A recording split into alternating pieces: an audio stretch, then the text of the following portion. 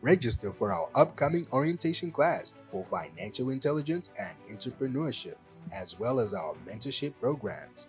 If you seek marital or premarital counseling, please contact 0772 304 917. Ladies and gentlemen, distinguished viewers, welcome to yet another special episode of the University of Wisdom. Wisdom is the principal thing, therefore, get wisdom.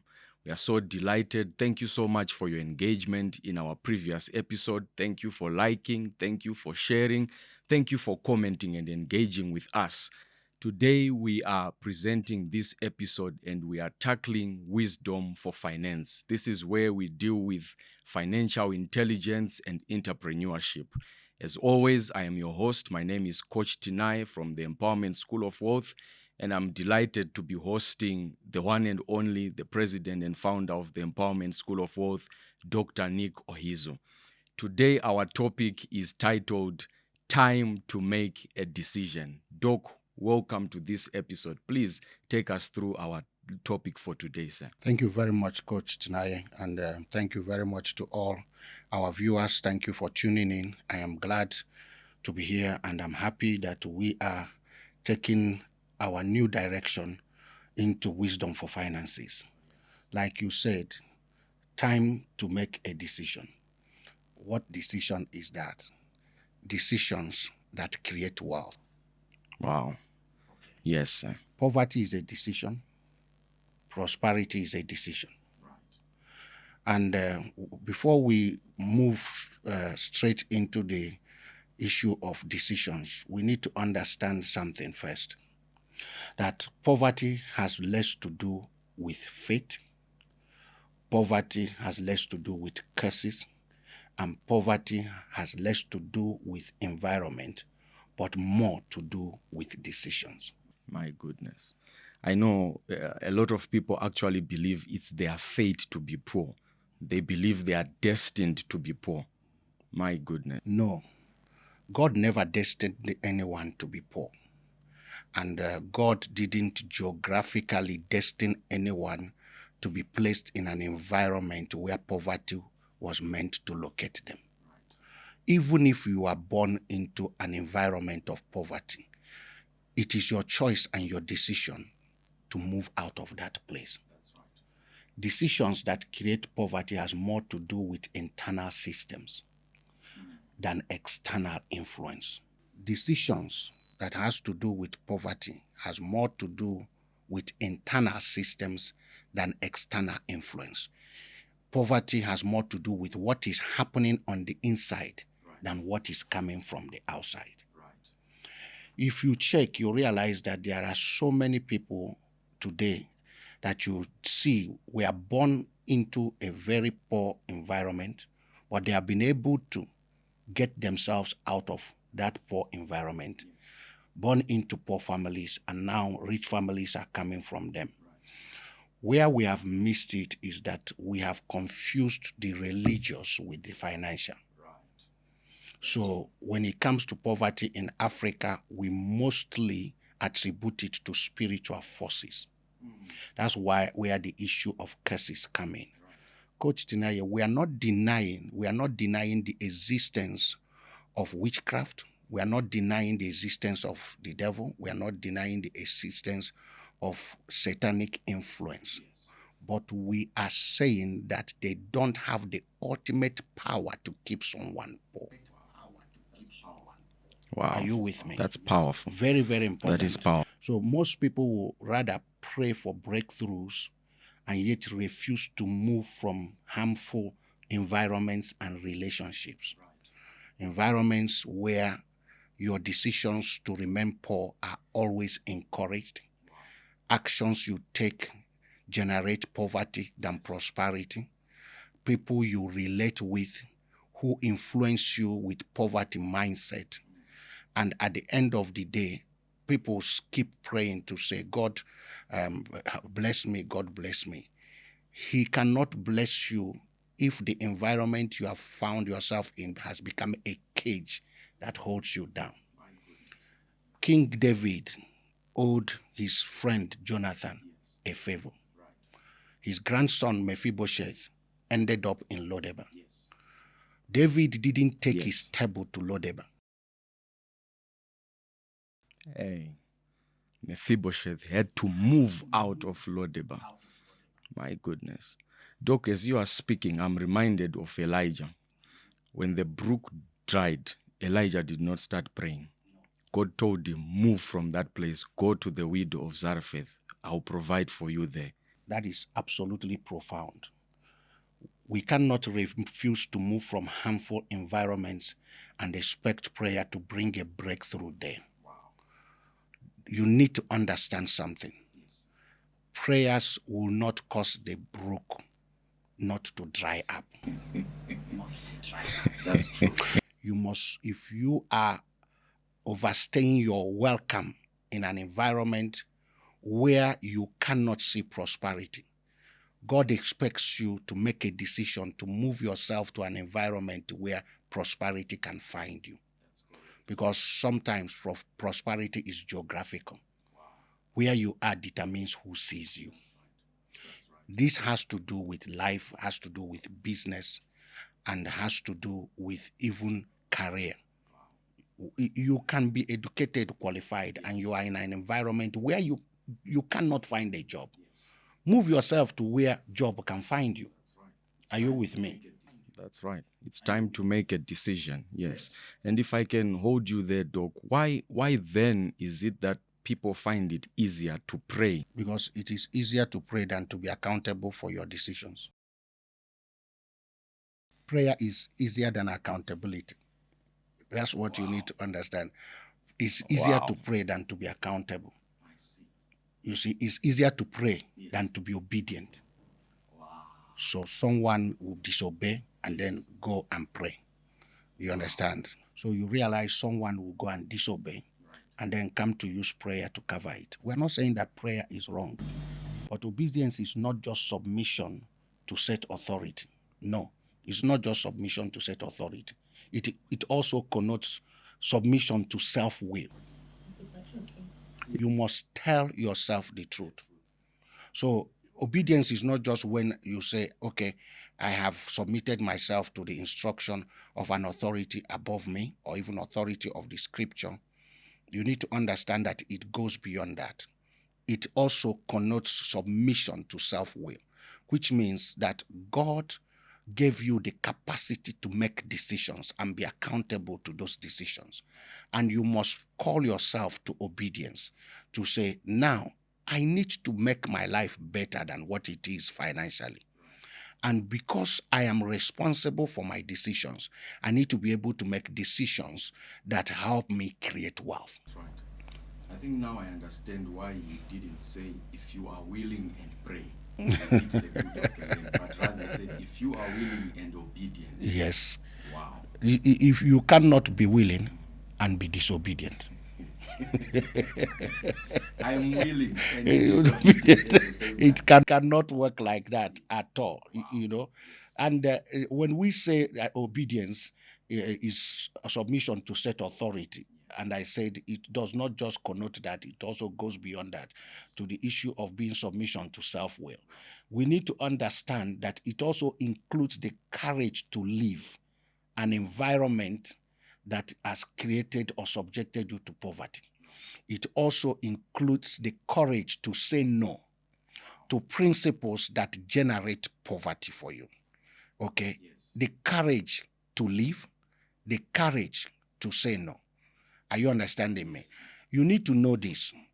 A lot of people are broke, are poor, not because they were destined to, but because their daily activity are activities that generate poverty. Right. If King David sent messengers to go and bring Mephibosheth from Lodebar, and Mephibosheth said, I'm not coming, the window God created for his life to change, Yes. that window will pass. That's right. And somebody will see him in Lodebar and start being compassionate towards them. And sometimes we don't even know that people we are trying to be compassionate upon are people who missed decision moments to shift their life from poverty to prosperity. My goodness. That's powerful, Doc. So you see someone, the person now is begging for food, but you didn't know that there was a window where God opened the opportunity for that person to begin to create wealth for themselves. But maybe out of stubbornness, out of foolishness, out of disobedience, out of pride, they closed the door. That's right. If you check, you realize that some of Saul's children had issues with King David and said, you stole our father's throne. But Mephibosheth was able to understand, to say, as far as I am in this environment, I will eat from the floor and be a beggar for the rest of my life. When the opportunity comes for your life to be better, may you be discerning enough to know this is my time to move. That's right. Time to make a decision. Otherwise, you will conclude your life as a dead dog, like Mephibosheth rightfully called himself. But, Doc, I know that some people know what exactly is hurting them, but they still choose to stay. This is true in relationships, in business. You know that your business is making losses, you still hold on to it. It's like you are beating a dead horse, expecting it to start, running again. Why is that so? Is it emotional attachment? Why is that so, Doc? You see, what happens is that a lot of people are more afraid of being termed as failures than actually make a decision to overcome the failure. Right. Right. So someone do not want to be called a divorcee, Right. but rather remain in a very abusive and humiliating marriage. Wow. Because I don't want to be called a single mother. I don't want to be called a divorcee. But what you don't understand is this, that I normally say this to people who come for counseling. Maybe they have gone through a painful divorce and things like that. You might not have succeeded as a wife. Don't fail also as a mother. Right. Or as a father. Yes. Yes. You understand? Because marriage involves all this. So someone want to be called a businessman, but you are not businessing anything. The pride to dress up in the morning and be seen as he's going to his office is more important to you than admitting and telling yourself the truth. To say, this thing is not working. Either I go for consultation with a business consultant to get understanding of what I should do to make my business succeed, or I should completely shut this thing down and find something else to do. Do not allow pride to keep you poor. That's powerful. Because many a times, yes, it's not working. We would rather go and pour more anointing oil on it until we believe it will work. We need more oil, more prayers, more all-night vigils until it More starts deliverance. We are not in any way saying that deliverance won't work, but we want you to be able to tell yourself the truth. This question you asked will lead us to some of the questions, okay, that creating prosperity will require you to ask yourself. Okay? Making decisions of prosperity will involve the following questions. The first one, like what you just said, if it is not working, why are you still there? Why are you still there? Is it that you believe it will work tomorrow? Is it that you are ashamed to admit that you failed? Is it that you do not want to be seen to have lost capital? But I tell you, you need to understand that when you are driving on the highway, you see signs that say rest for 1 kilometer. That particular sign is not telling you that we don't want you to get to your destination, but they are telling you that it is better for you to pause if you are tired. It's not telling you that because we want you to arrive alive. Arriving alive is better than arriving late. Wow. So instead of I want to arrive now, it's better to arrive later, but still alive. That's it. So in business, for someone like me, my business, my journey of entrepreneurship started as far back as 1999. Between that time and now, my business have closed about 3 or 4 times and restarted. I've changed products. I've changed concepts. And I am able to still succeed because I understand that sometimes some businesses are seasonal. You need to be able to know that in this window, this I can't do anymore. This is what I need to do. It takes me to the second question. If this is not what you want, why are you enduring it? Why are you enduring it? If it's not what you want, why are you enduring it? This has to do with relationships. Why are you enduring it? Relationships. Because a lot of people don't know that we're supposed to have partners for success, not partners for failure. Anyone in your life who is not contributing to your success is not meant to be there. Right. That person is not meant to be there. They might be your sibling, they might be a friend, they might even be a life partner. But if this person's responsibility is to be used by the enemy to keep you poor, for example, tonight some people are married to women whose assignment is to spend. In financial intelligence, we call them hyper consumers. If you are married to a hyper consumer, you can create $1,000 a day and it still finishes. That's right. And you have nothing to show for your efforts. 5 years, you are still struggling trying to make $1 out of 50 cents. So it is absolutely important that we understand that one of the important decisions that we must learn to make to create prosperity, to create wealth, is to ensure that partners of failure are removed from your life. That's right, Doc. And I wanted to come in and ask, at what point does endurance lead to self-destruction? This is what I'll use to answer that question.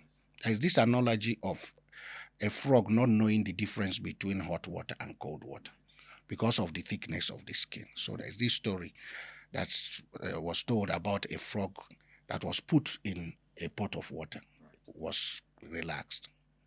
So then heat was placed under the pot. So the water started heating slowly. So the pot, as the water was heating slowly, the warmth of the water started making the frog more comfortable. So in his mind, he says, if it gets hotter, I will then jump out. If it gets hotter, I will then jump out. What he didn't know is that the difference between warm water and hot water can happen in a split second. And that's what happened. By the time the water was too hot, for comfort, he has lost the ability to make the decision to jump out. And that's how the frog was fried. Self-destruction. Overstaying in an environment that is harmful to you. Delaying the decision to come out of an environment that is harmful to you will paralyze your capacity to make that decision. Wow, that's profound, Doc. That's very profound.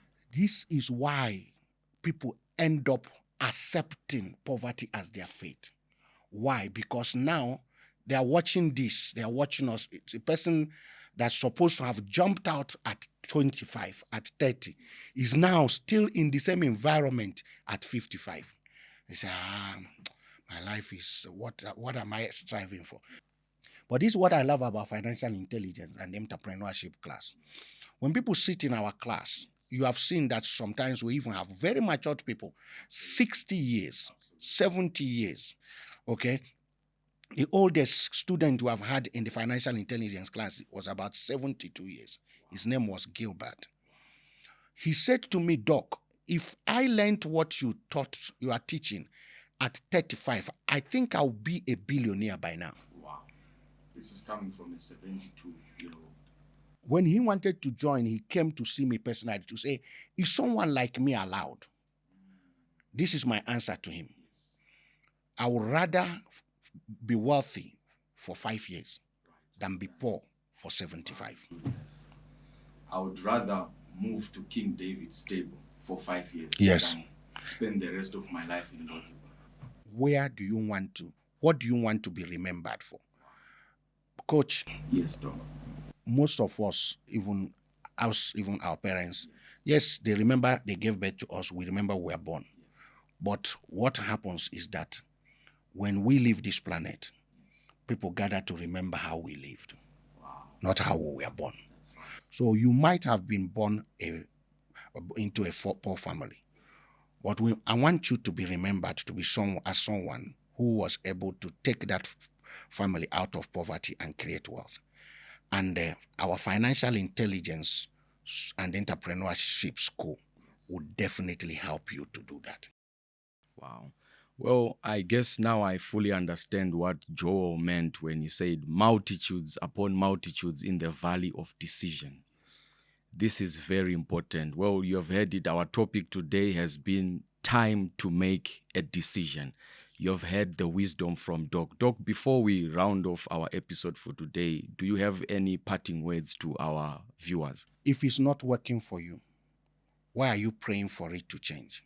Stop trying to use prayer to change what your decision only is authorized to change. There are things kindness can change. There are things faith can change. There are things prayers can change.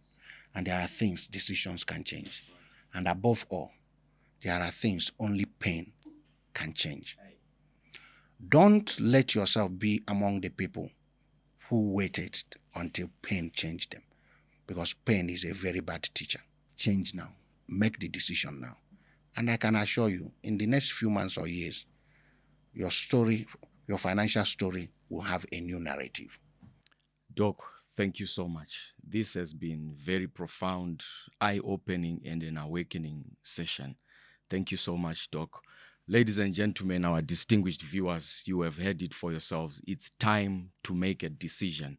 The prophet Elijah once asked and said, "How long will you falter between two opinions?" We are leaving you with the same question. Are you going to allow pain to teach you, like the analogy that Doc gave of the frog, where you are enjoying the warmth of the water, but before you know it, the heat will instantly kick in, and before you know it, you are paralyzed and you are not able to jump out of it? This is our episode today. We have been dealing with wisdom for finances, where we handle financial intelligence and entrepreneurship. Ladies and gentlemen, we do run the Empowerment School of Wealth, and very soon we have our next intake that is coming in, where we teach financial intelligence and entrepreneurship. Kindly contact us on the number that is coming below on the screen. Send us a message, inbox us, and we'll give you all the full details on how you can join. If you're also in need of premarital counseling, marital counseling, please do contact us. Or you need life mentorship itself, please just contact us on the same numbers, or kindly send us a message through our inbox, and we will promptly attend to you. This has been our session today. Kindly like, share, comment, and engage with us. And until next time, when we see you again, stay tuned in. Every Tuesday, 10:30 a.m. Central African Time, we'll be giving you one of these episodes. Doc, until next time. Thank you very much. Bye-bye. Register for our upcoming orientation class for financial intelligence and entrepreneurship, as well as our mentorship programs. If you seek marital or premarital counseling, please contact 0772 304 917.